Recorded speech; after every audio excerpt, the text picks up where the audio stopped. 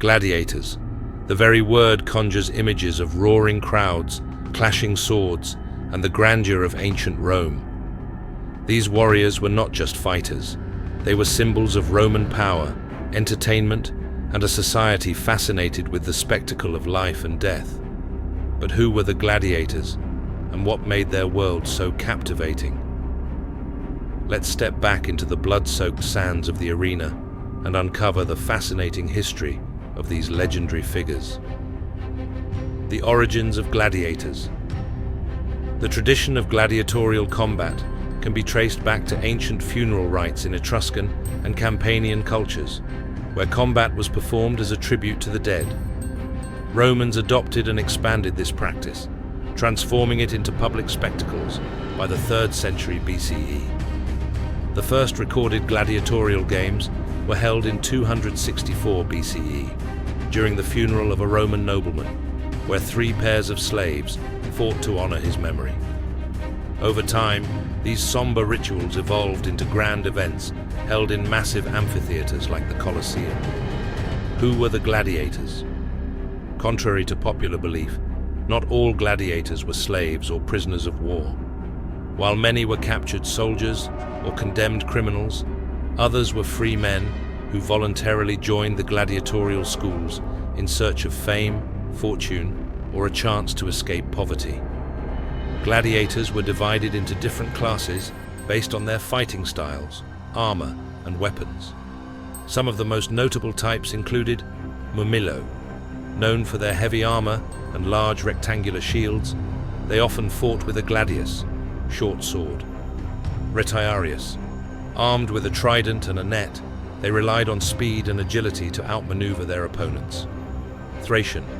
Recognizable by their curved swords and small shields, they were swift and aggressive fighters. Samnite. Heavily armored, they wielded large shields and broad swords, making them formidable opponents. Despite their low social status, gladiators were both admired and despised. They were celebrities of their time, inspiring awe and fascination among the Roman populace. Successful gladiators could achieve fame and even earn their freedom, symbolized by the gift of a wooden sword called the rudis. Life as a gladiator. Life in a gladiatorial school, or ludus, was brutal and disciplined. Training was rigorous, overseen by experienced instructors called doctores. Gladiators were taught to fight with specific weapons and tactics, ensuring each battle was a thrilling display of skill and strategy. Despite the harsh conditions, these schools also provided gladiators with proper nutrition and medical care to maintain their peak physical condition. While the mortality rate was high, not every fight ended in death.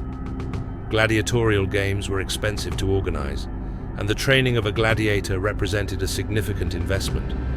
If a gladiator was defeated but fought valiantly, the audience or the event's sponsor might spare their life with the famous thumbs gesture, pollis verso. The Colosseum and gladiatorial spectacles. The Colosseum, Rome's iconic amphitheater, was the epicenter of gladiatorial games. Opened in 80 CE under Emperor Titus, it could hold up to 50,000 spectators. These games were lavish events, often accompanied by exotic animal hunts, reenactments of famous battles, and public executions.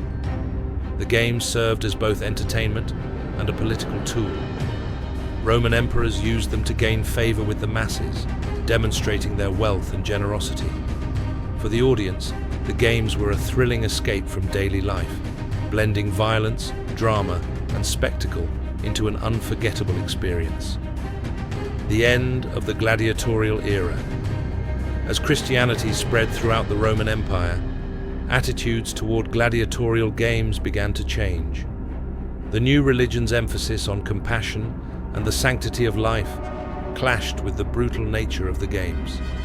In 404 CE, Emperor Honorius officially banned gladiatorial combat after a Christian monk named Telemachus was martyred while attempting to stop a fight in the arena.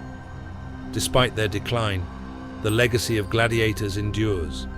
They remain a powerful symbol of courage, endurance, and the human spirit's capacity to thrive even in the face of adversity.